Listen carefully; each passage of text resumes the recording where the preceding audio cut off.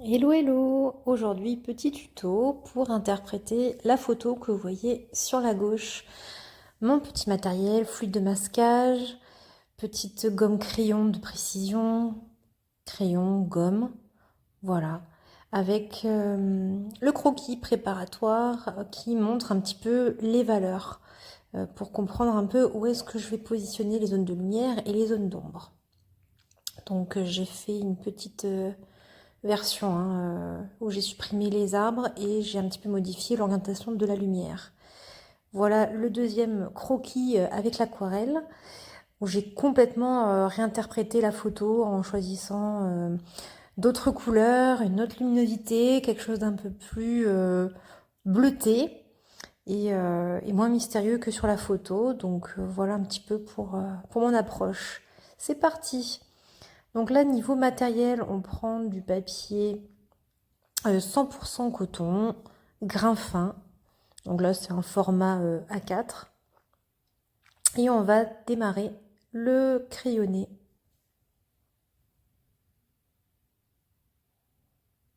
Donc la ligne d'horizon, bien sûr, on ne la passe pas au milieu de la feuille.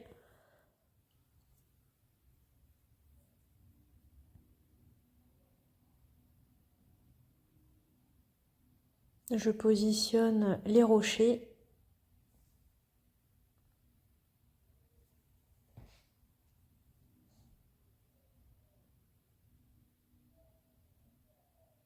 Ça reste des gestes assez légers, hein. Enfin, les formes des rochers sont un peu approximatives, hein. C'est pour vraiment positionner les objets quand on aura besoin de passer à l'aquarelle.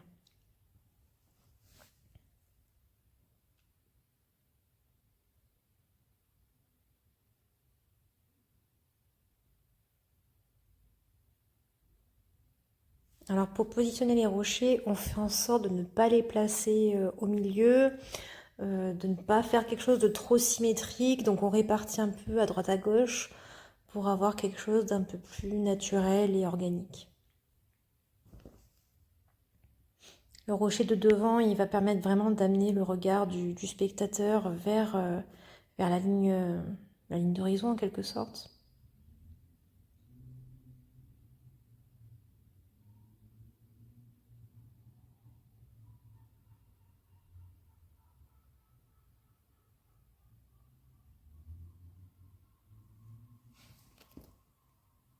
Un petit coup de gomme parce que le rocher ne me semblait pas bien positionné.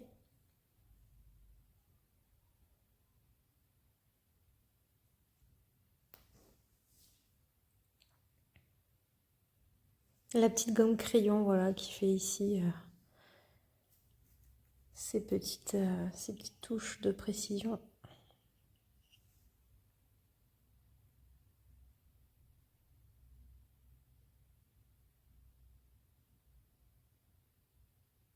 Et là, je positionne un petit peu les zones d'ombre des roches sous l'eau.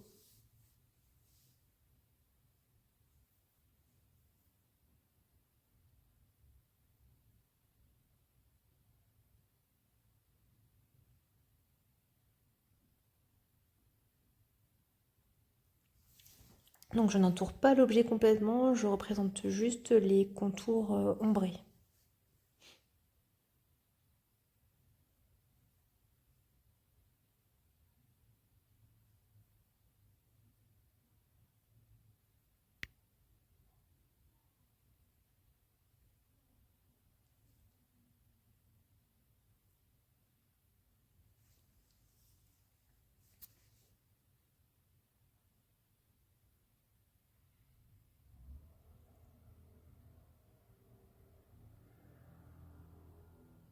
Quelques petits cailloux par-ci par-là, on évite encore de faire des choses trop symétriques, hein, on répartit de manière quand même assez aléatoire.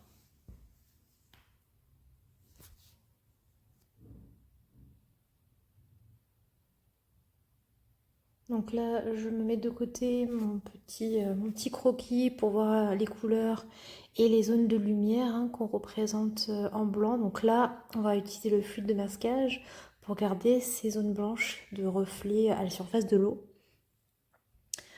Et du coup, c'est pour ça qu'il faut faire ce travail préparatoire au tout début.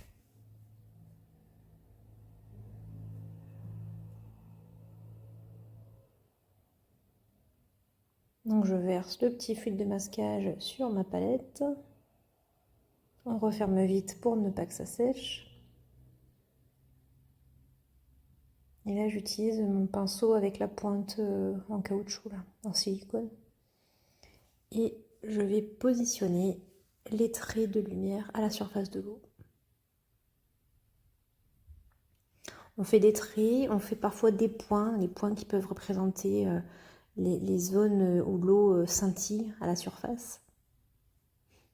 Ça va apporter du mouvement à l'aquarelle.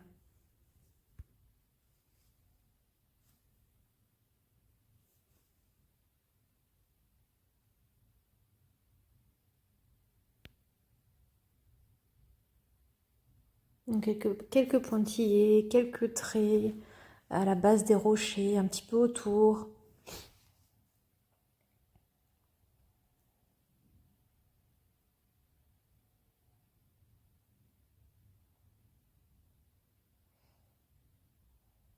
Alors désolé, on n'est toujours pas passé à l'aquarelle, mais voilà, cette phase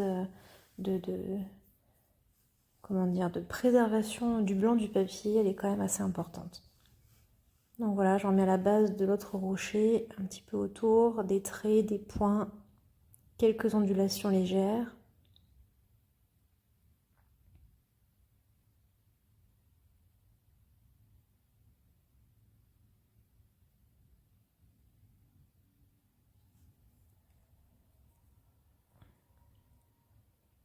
Les traits doivent être quand même assez fins.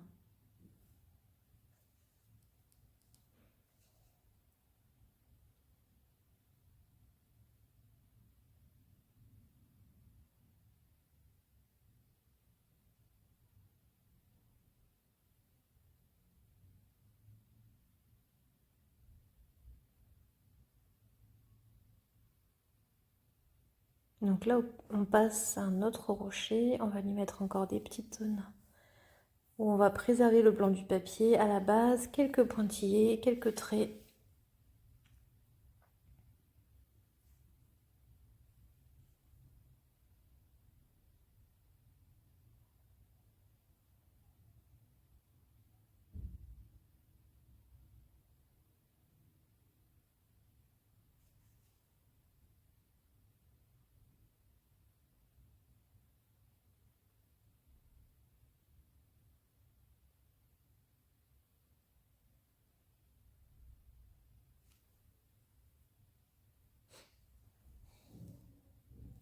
Et plus on va vers le loin, vers le lointain, plus on va rajouter des petits pointillés. Ça représente toujours un peu les zones de lumière qu'on voit un petit peu au loin à la surface de l'eau. Donc quelques traits horizontaux en pointillés.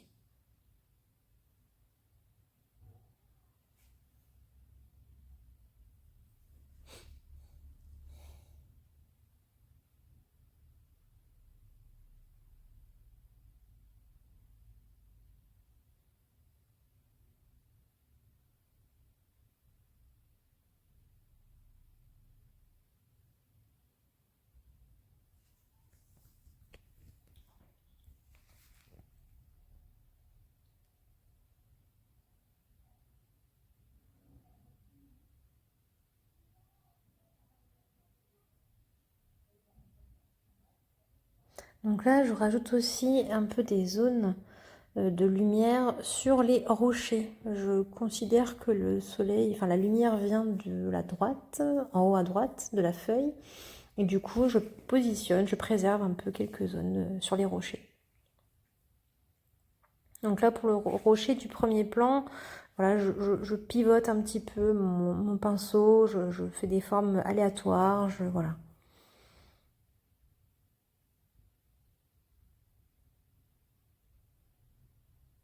On barbouille un peu.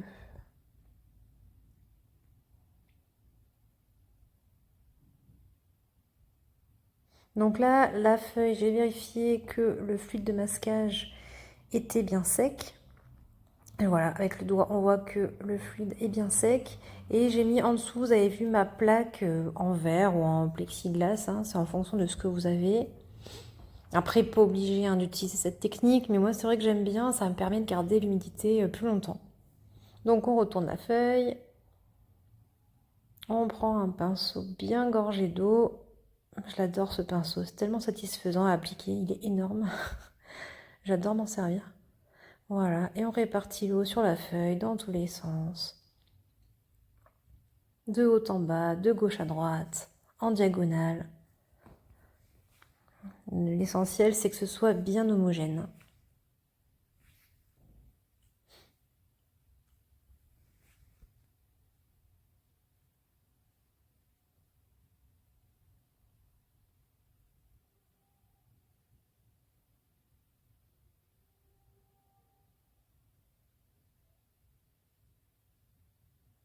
On retourne la feuille.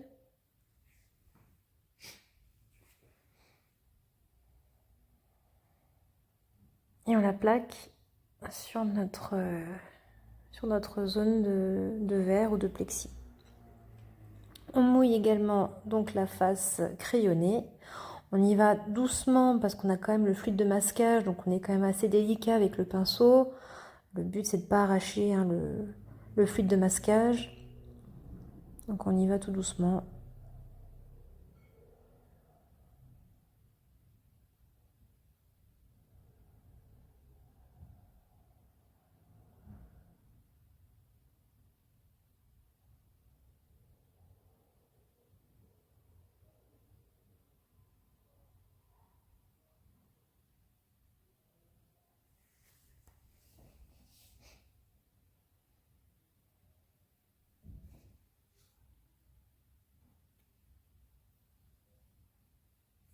Donc maintenant qu'on a bien mouillé les deux faces, on va prendre une serviette propre et on va venir éponger la surface de l'eau.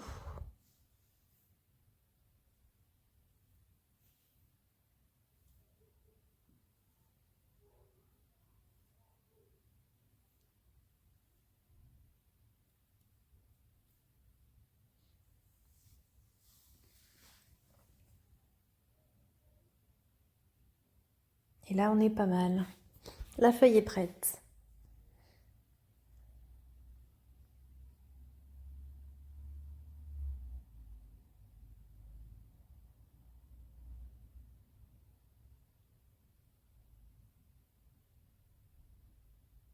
Donc du coup, là, pour le ciel, j'hésitais un peu, mais finalement, je prends le pinceau calligraphique pour peindre le ciel. Donc là, par rapport à la photo, j'ai pris beaucoup de liberté et je vais faire quelque chose de beaucoup plus simple, hein. Je vais faire un ciel bleu avec quelques nuages blancs au loin. Donc le haut de la feuille, j'utilise là du bleu de phthalo vert. J'aime beaucoup ce bleu, je trouve qu'il permet d'obtenir des bleus assez vifs, hein, ça fait vraiment le bleu azur et je l'utilise pas mal. Donc là, on va faire une zone donc, de ciel bleu. On va essayer de peindre du coup en négatif le contour des nuages que l'on va garder blanc.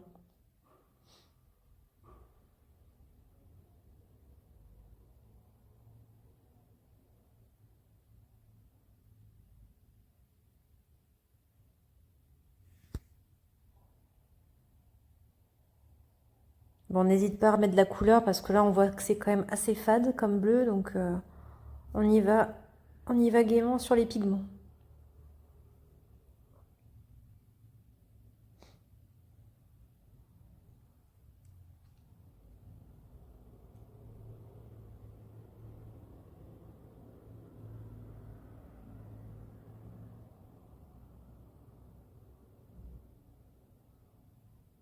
Alors on essaie de leur donner une forme naturelle à ces nuages. Et donc là, pour peindre l'intérieur, je vais prendre du violet. Quand je dis l'intérieur, c'est l'intérieur des nuages, donc du coup une zone qui est quand même assez foncée au centre. Donc un mélange un peu bleuté, un peu violacé. Donc là, j'ai du lavande, j'ai mis du bleu, pour vraiment faire l'intérieur, le centre des nuages. Et comme ça, ils vont ressortir.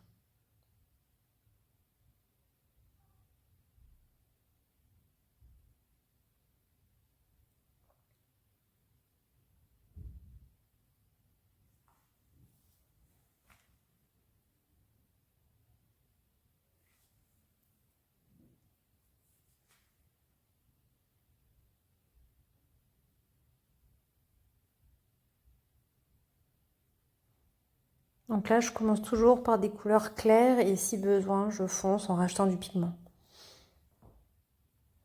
Hop, là on voit que j'ai débordé un peu sur la mer, c'est pas grave, j'ai pris un petit torchon et j'ai épongé.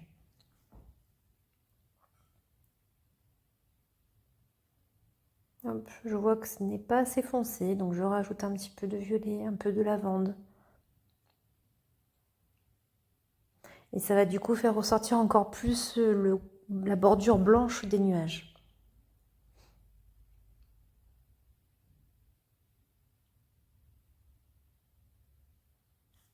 Donc là, je rajoute encore du bleu au-dessus, tout en haut du ciel, pour vraiment apporter cette couleur et faire encore ressortir le blanc des nuages.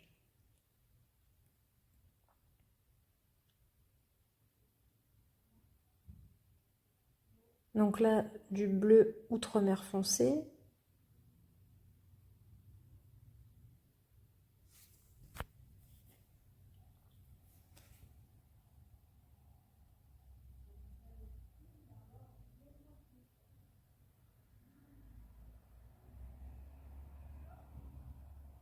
Et là, sacrilège, je vois que j'ai laissé un pinceau trempé dans le bocal d'eau. Aïe, aïe, aïe, ne faites pas ça.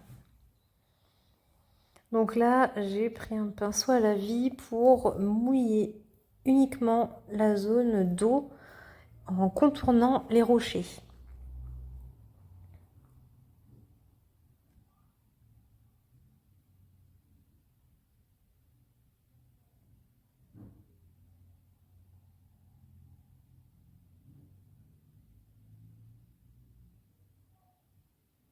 En fait, ce qu'il faut, c'est vraiment contourner la bordure droite des rochers, là où en fait la lumière va se poser.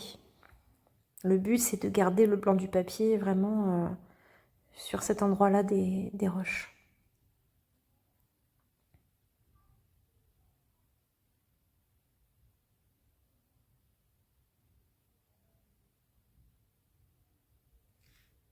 Ah ouf, ça y est, j'ai libéré le pinceau du bocal d'eau, ça va mieux. Donc on reprend le pinceau calligraphique et on va prendre là ici du bleu outre-mer, bleu de cobalt,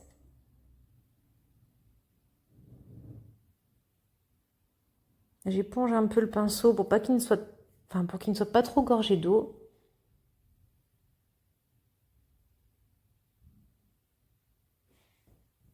Et je vais commencer à tracer un peu le lointain, la zone, l'horizon. Plus on est éloigné, plus les couleurs sont froides, donc on a un bleu quand même assez froid. En se rapprochant du premier plan, on aura des couleurs un peu plus chaudes, du bleu un peu plus vert, un peu plus turquoise. Donc c'est pour ça que le fond il est fait avec des bleus assez froids. Là on rajoute un peu du turquoise au fur et à mesure qu'on s'approche. Vous avez vu les mouvements avec le pinceau sont des mouvements très fluides, très légers. Le but c'est de créer des sortes de vaguelettes où on a en fait le centre qui est plus large que les extrémités.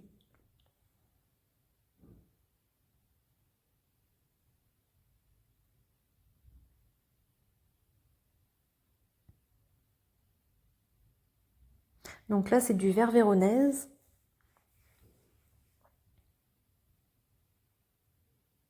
Et là je vais prendre un pinceau à la vie qui sera un petit peu plus nerveux que le pinceau calligraphique qui là à ce moment-là avait des poils un peu trop souples.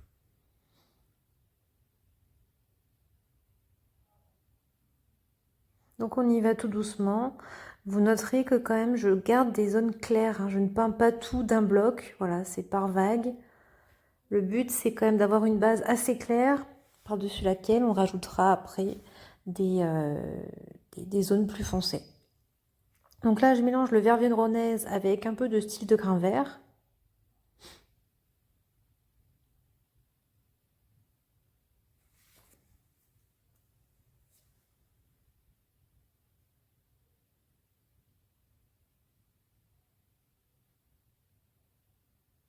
Le style de grain vert, bien chaud, bien lumineux, par touche.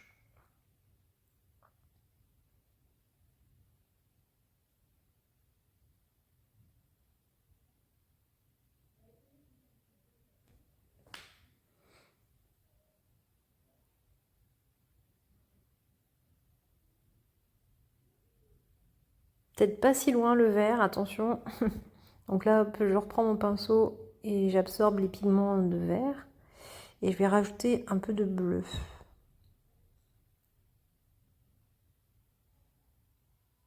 Très légèrement, des mouvements très fluides.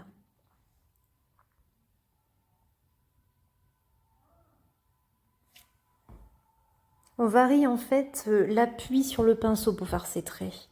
Le début est très fin et après, quand on arrive au centre, on va appuyer davantage pour élargir le trait.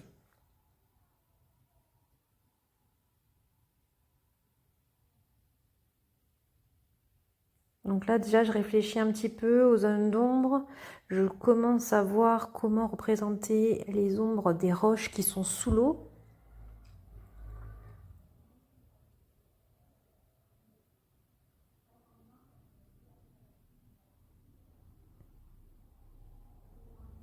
Tant que la feuille elle est mouillée, on peut se permettre de faire tous ces coups de pinceau. Et attention, il faut que le pigment soit moins concentré en eau que la feuille. Donc au fur et à mesure, il faudra que le pinceau soit de plus en plus chargé en pigment, mais de moins en moins humide. Donc là, je vais essayer de représenter les petites zones d'ombre. Voilà, on commence à faire apparaître un petit peu les roches sous l'eau.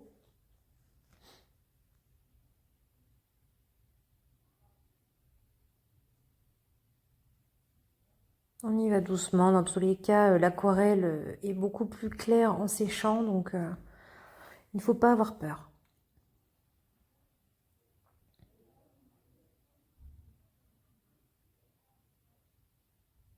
Donc là, de la terre de sienne brûlée pour renforcer un petit peu le bleu.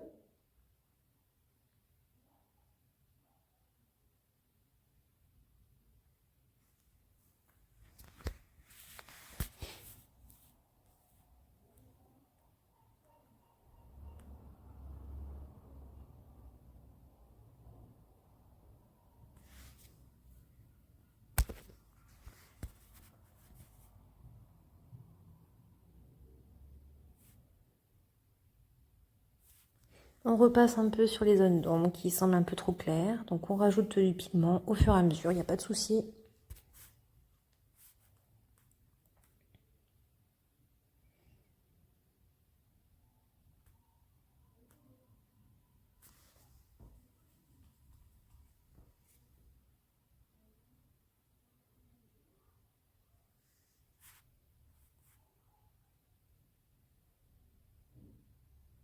Donc vous comprenez pourquoi j'ai utilisé la technique de la plaque, parce que ça me permet vraiment de garder la feuille le plus longtemps possible humide.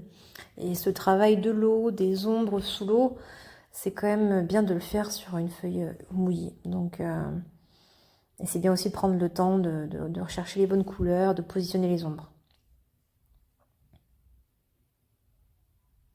Alors là, qu'est-ce que je fais? Je fais un mélange de bleu turquoise, de bleu outre-mer. Et je vais renforcer des mouvements d'eau, que là, du coup, j'invente par rapport à la photo d'origine. Vous voyez bien que hop, je fais des traits comme ça. J'essaye un petit peu d'inventer les mouvements de l'eau.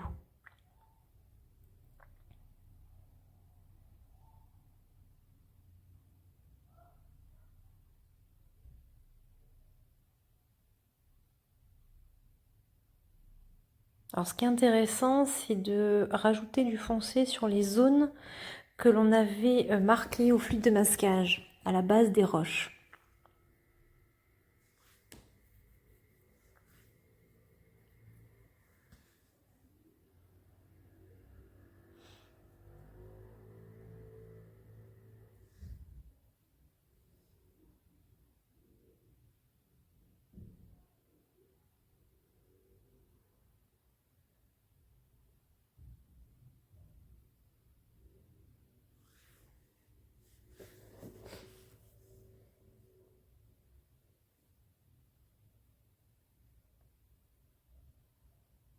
Donc là, je prends un pinceau un peu plus fin et je vais prendre des couleurs plus foncées. Je vais renforcer à nouveau les ombres des roches sous l'eau.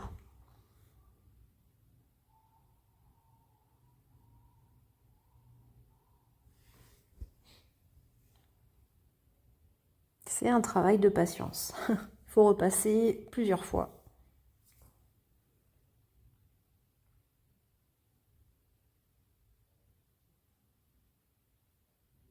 Donc là, j'utilise un pigment, enfin, un pinceau très pigmenté et peu chargé en eau, hein.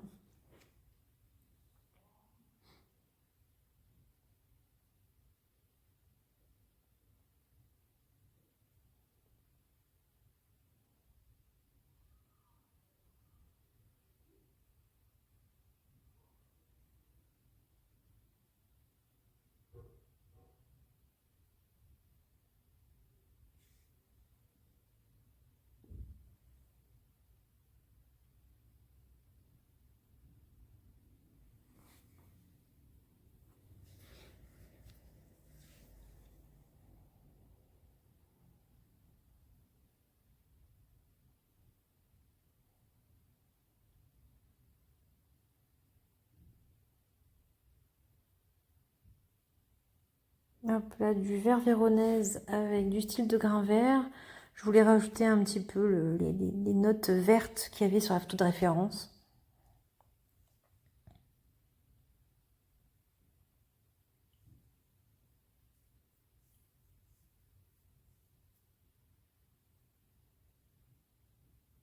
Alors là, le pinceau traceur avec du bleu outre-mer qui va être très pigmenté avec très peu d'eau. Et je vais encore revenir sur mes zones d'ombre des rochers pour apporter du contraste.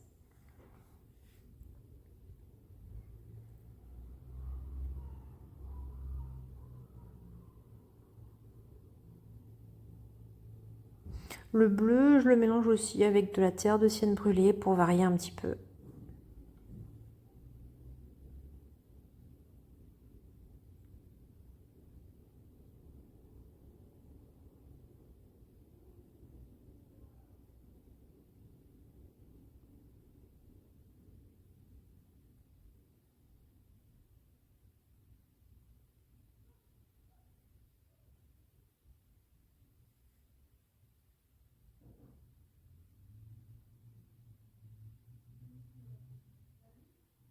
Allez, je rajoute un petit peu quelques cailloux imaginaires sous l'eau.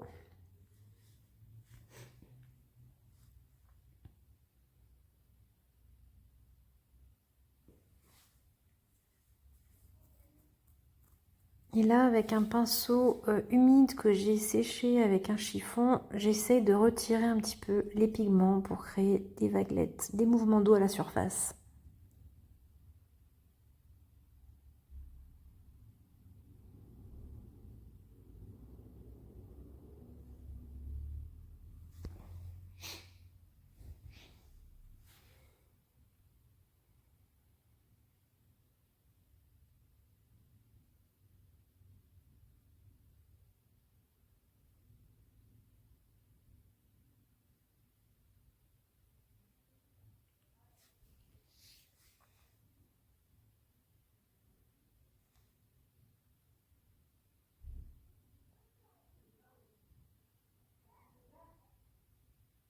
On renforce des mouvements d'eau au premier plan avec le turquoise de phthalo.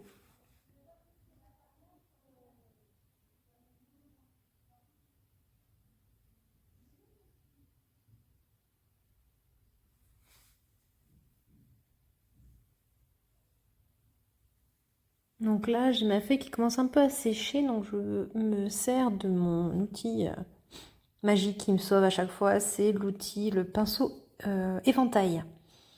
Il va permettre de répartir le pigment même sur une feuille qui est quand même déjà assez sèche.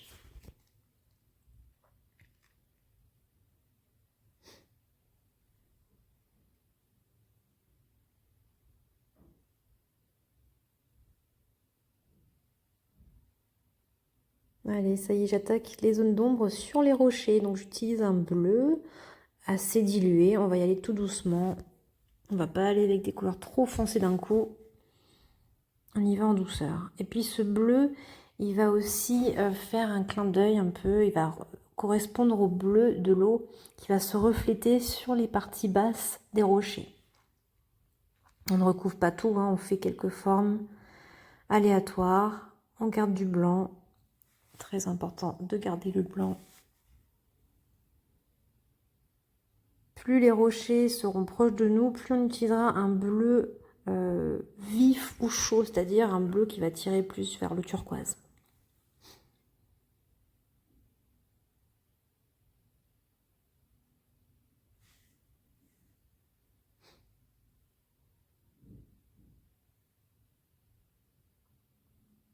Donc pour le rocher du premier plan, ça va être un peu la zone qui sera la plus détaillée. Donc on réfléchit, on essaye de ne pas mettre trop de pigments partout, on garde le blanc.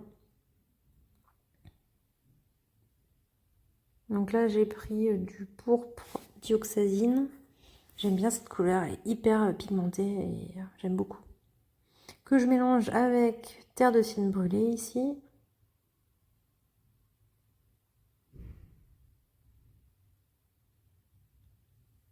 Et tant que mes ombres bleutées sont mouillées, hop, j'applique cette couleur à la base.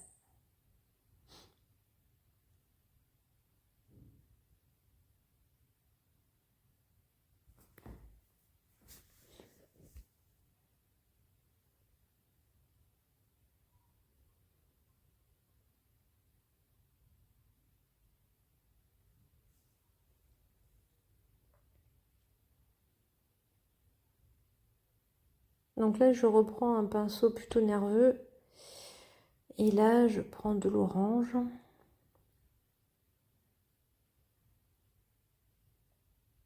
Que je vais rajouter un petit peu par touche. Ça apporte de la variété un peu de lumière aussi sur nos rochers.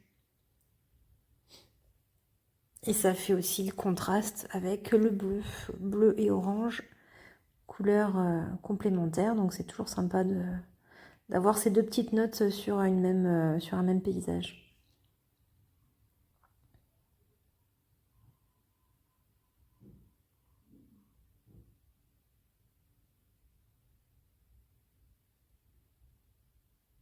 On en met par touche quelques zones de lumière.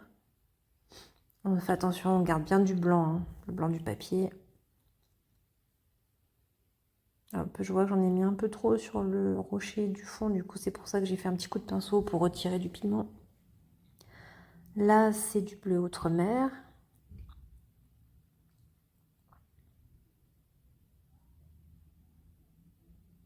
Et on renforce la base des rochers, on renforce les ombres.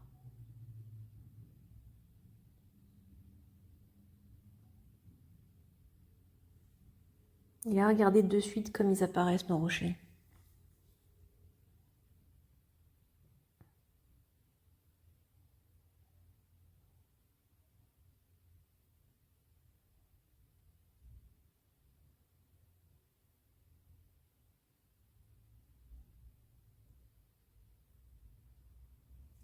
Donc là je fais un peu des formes aléatoires, j'essaie de deviner les ombres sur la roche. À quoi ça pourrait ressembler avec une lumière qui viendrait par la droite.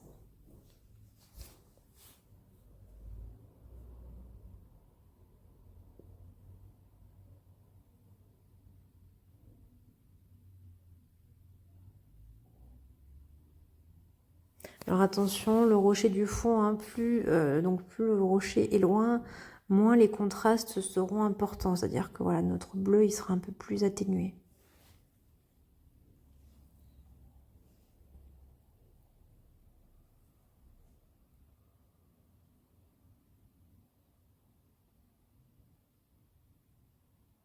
Alors là, je vois que l'intérieur des nuages, pour moi, est un peu clair. Donc je viens mouiller la zone.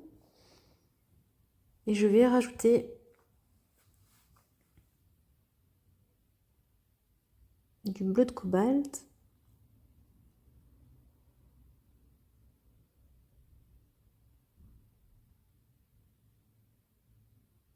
Dans cette zone humide. Et en fait, ça correspond plutôt à la côte qui est au loin, en fait. Et du coup, comme elle est au loin, je la laisse dans le flou.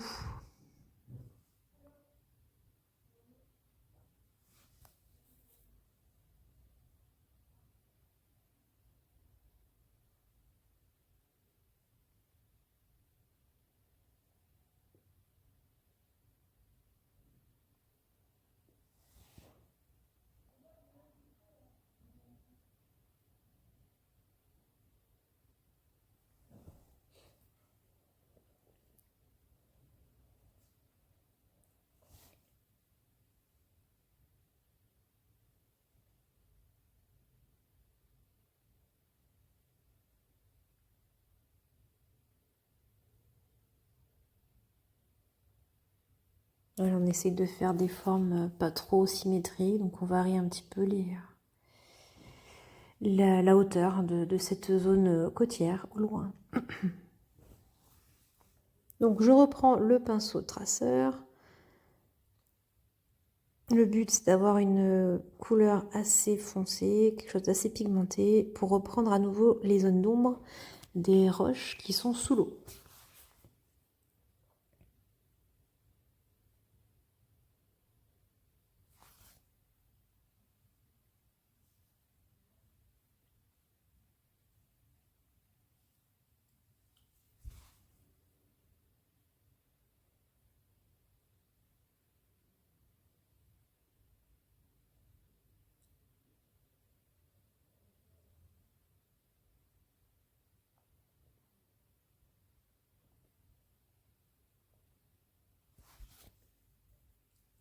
Là pour le coup, il faut bien garder la photo de référence et vraiment accentuer les zones d'ombre.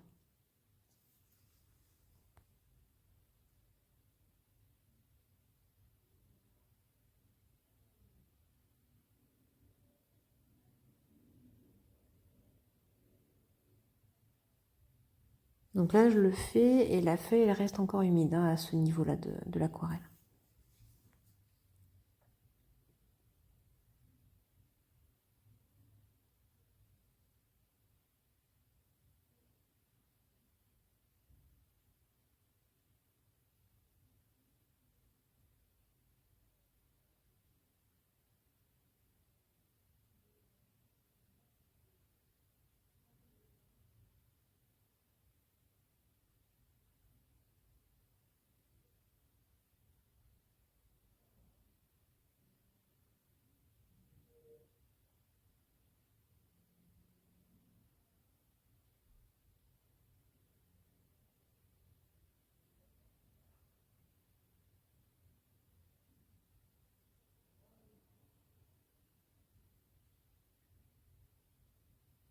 Donc là, je regarde si les roches sont sur une zone encore mouillée.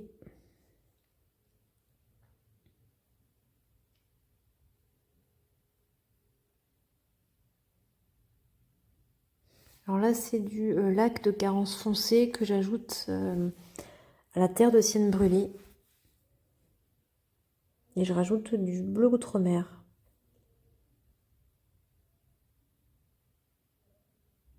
Et même du turquoise de phthalo.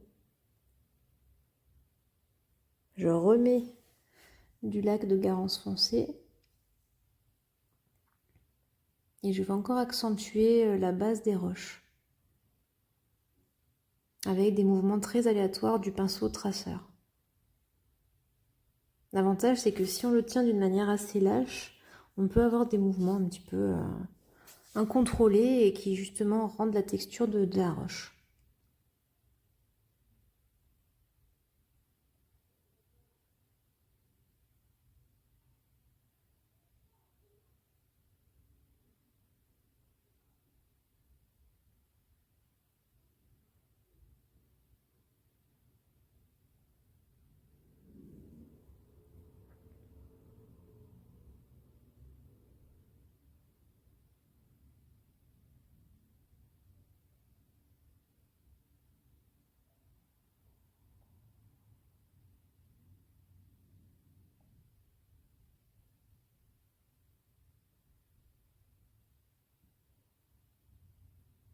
Donc on essaye voilà, de deviner les zones d'ombre et on laisse un petit peu le pinceau créer cette texture anguleuse de la roche.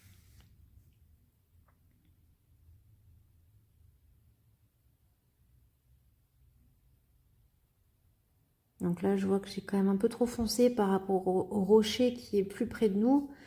En théorie, il faudrait quand même qu'il soit un peu plus clair. Donc là, je retire un peu de pigment.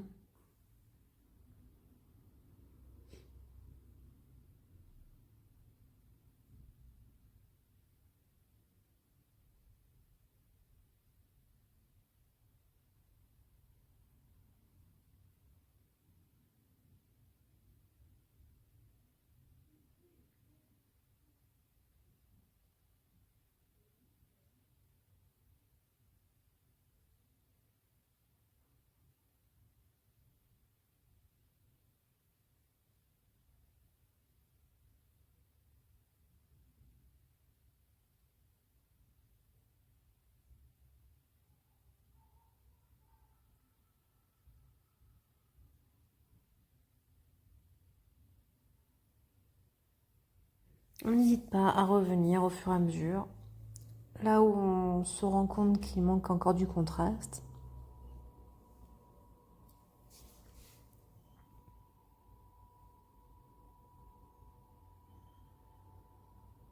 Du pourpre dioxazine. Hop, et là on va renforcer notre rocher du premier plan.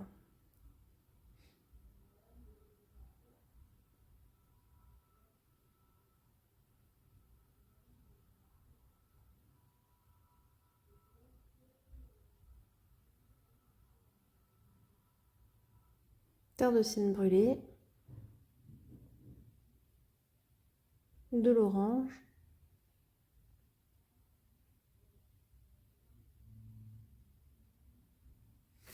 et j'ose les couleurs vives.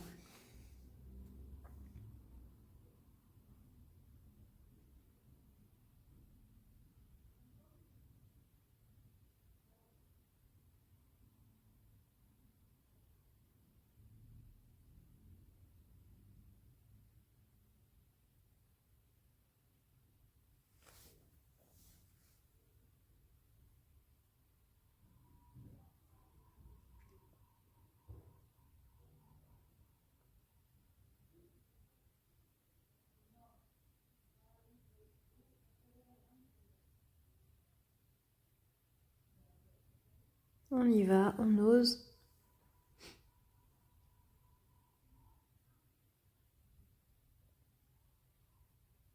Quelques notes de turquoise à l'intérieur de la roche.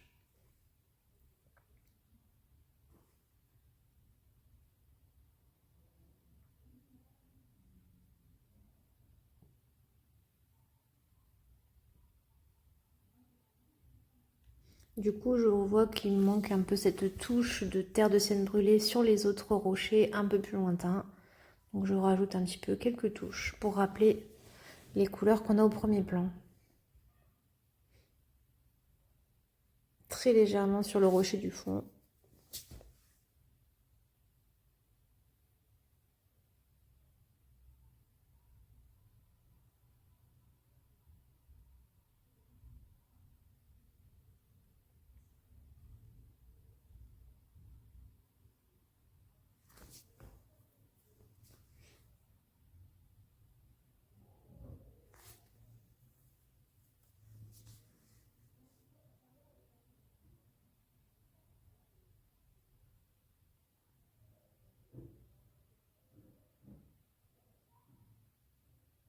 Donc là, j'ai séché ma feuille et vous avez vu que mon bocal d'eau est tout propre. Voilà, c'est bien aussi de penser à renouveler l'eau de son bocal pour avoir une eau pure et éviter de salir les pigments. Donc là, la feuille a été séchée au sèche-cheveux sur les deux faces. Et là, on va travailler sur les reflets, sur les ombres des rochers à la surface de l'eau. Donc on va prendre un pinceau assez nerveux aussi et des couleurs quand même assez intenses. Là ici j'ai pris un bleu, bleu outre-mer, bien pigmenté, bien foncé. Et je vais créer ces petits mouvements légers à la surface de l'eau. Ces mouvements d'ondes, de vaguelettes. Je varie les couleurs aussi. Ça évite d'avoir quelque chose de trop monotone. Le plus important, c'est d'avoir quelque chose de très foncé. On essaie de suivre un peu les mouvements d'eau des ondulations qu'on a créées avant. On essaie de suivre un peu ces formes-là.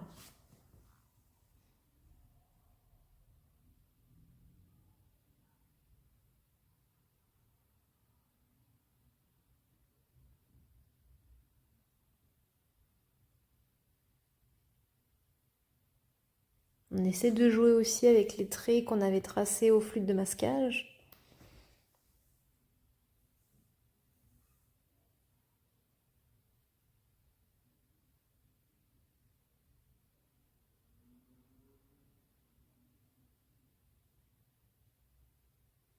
On rajoute du pigment, c'est plus foncé. Quelques mouvements de vaguelettes.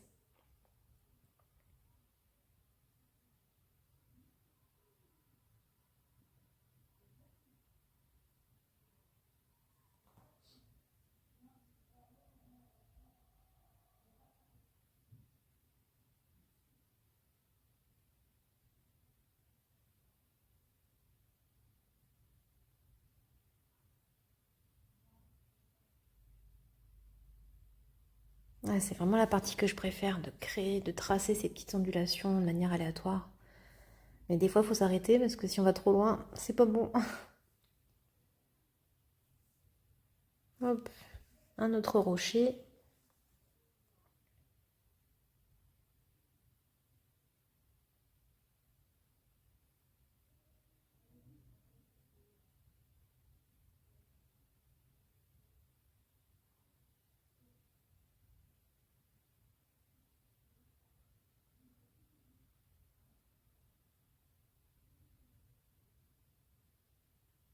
Pour le rocher du fond, ils vont être tout petits, hein, les reflets, et beaucoup plus clairs.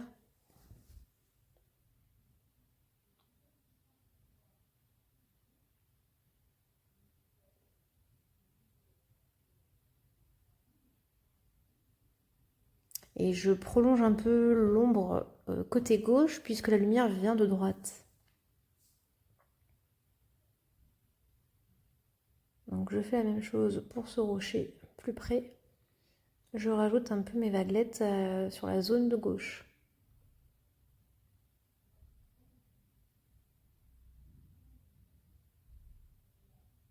Je renforce les ombres de la roche du premier plan.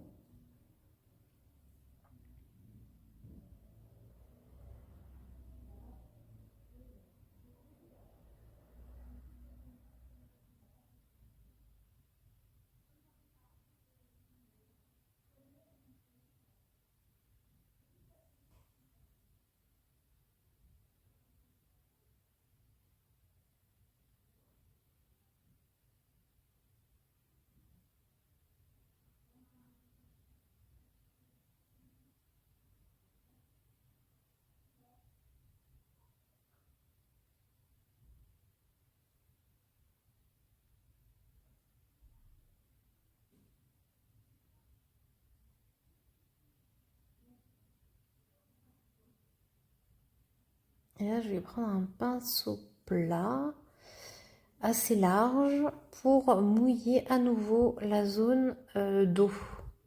Je voudrais renforcer un peu les couleurs et les effets d'ondulation à la surface de l'eau. Donc là, hop, je remouille. C'est vrai que ce n'est pas très malin d'avoir remouillé après avoir tracé mes ombres, mes vaguelettes. Donc on fait attention de ne pas mouiller les vaguelettes.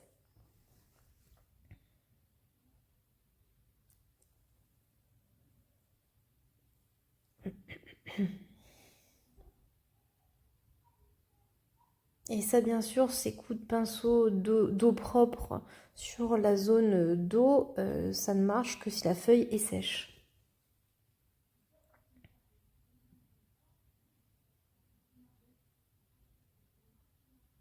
Donc là, je reprends du bleu outre-mer et je rajoute des vaguelettes à la surface. L'avantage, c'est que l'aquarelle est transparente. Donc là, vraiment, on utilise les propriétés de transparence de l'aquarelle et c'est vraiment adapté ici. Je rajoute du mouvement en variant les couleurs. Hop, là ici un peu du bleu un peu plus vif. Je renforce.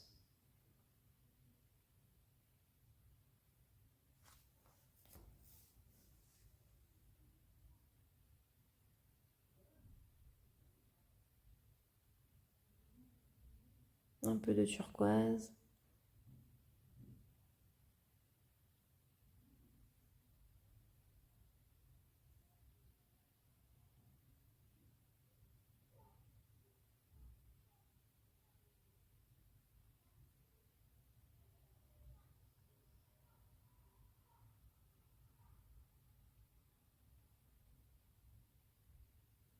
Hop, quelques ondes.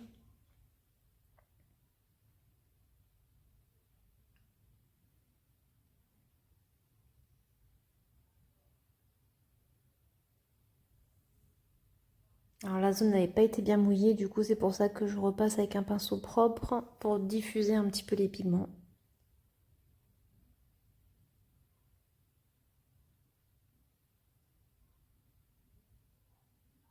Je rajoute quelques traits un peu plus fins.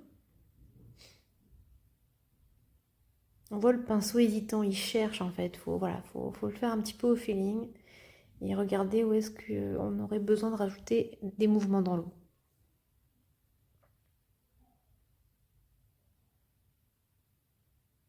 Donc plus on va loin, plus le trait est fin et plus le bleu va être froid et va se rapprocher du bleu outre-mer.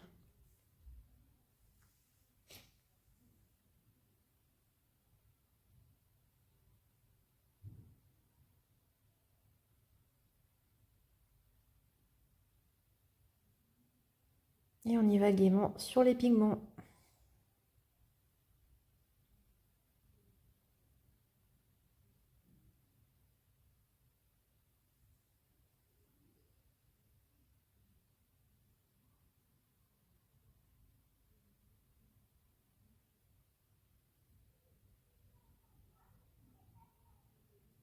Hop, et là on va s'amuser avec du jaune citron. Voilà, avec mon pinceau traceur. Du jaune citron pour ajouter quelques touches un peu plus jaunes au premier plan. C'est vraiment très léger, hein, très subtil.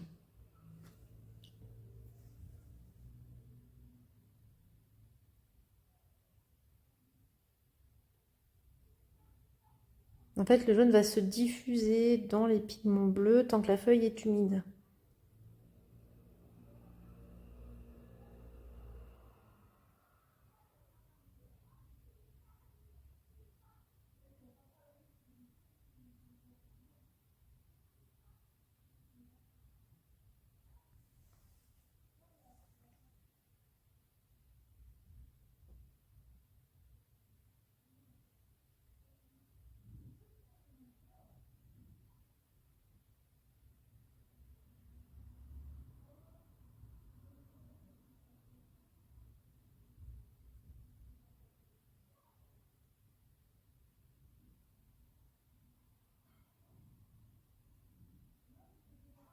Terre de sienne brûlée avec du bleu, parce qu'il manquait encore les deux trois petits cailloux à la surface de l'eau, les tout petits là. Donc là, on va les représenter.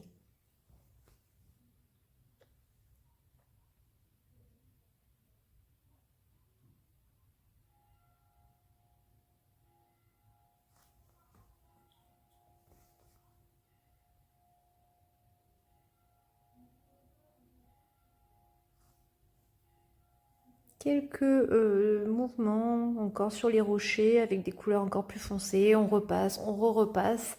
Là ici le rocher est sec, donc voilà, je rajoute encore un peu de texture.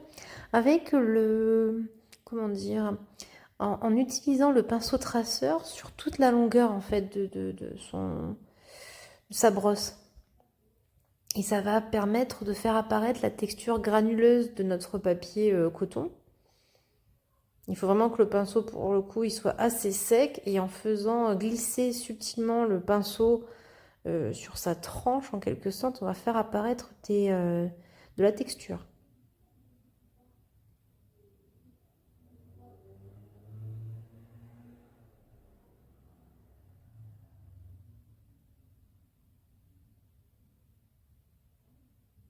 Voilà, typiquement là, voilà, je fais glisser un peu, je balaye avec mon pinceau et du coup, le grain du papier va apparaître.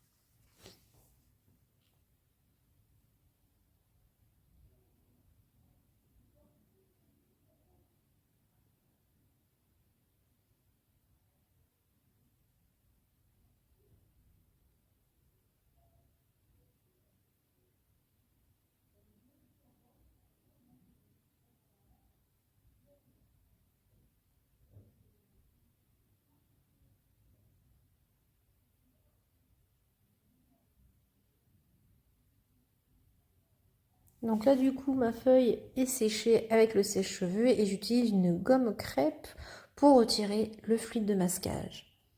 Donc là, voilà, on y va quand même doucement, mais on voit de suite les zones blanches du papier qui apparaissent.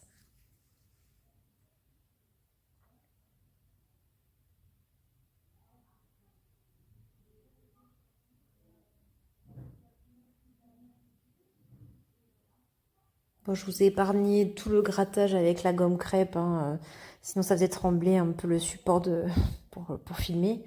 Donc voilà, toute la zone fluide de masquage a été retirée. Et là, je vois que la zone d'horizon était un petit peu manquante sur le côté droit de la feuille. Donc c'est pour ça que je rajoute tout doucement, légèrement du bleu au loin. Et je rajoute de la lumière avec du jaune gomme goutte. Voilà, que je vais rajouter par transparence au-dessus pour indiquer vraiment que c'est une zone qui est sous le soleil.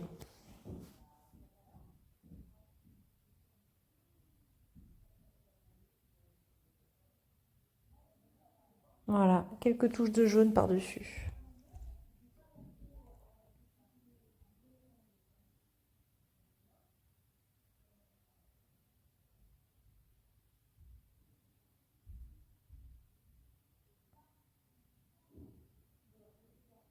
Voilà, c'est vraiment pour pinailler. Je rajoute encore un petit peu de couleur sur les zones d'ombre pour les renforcer.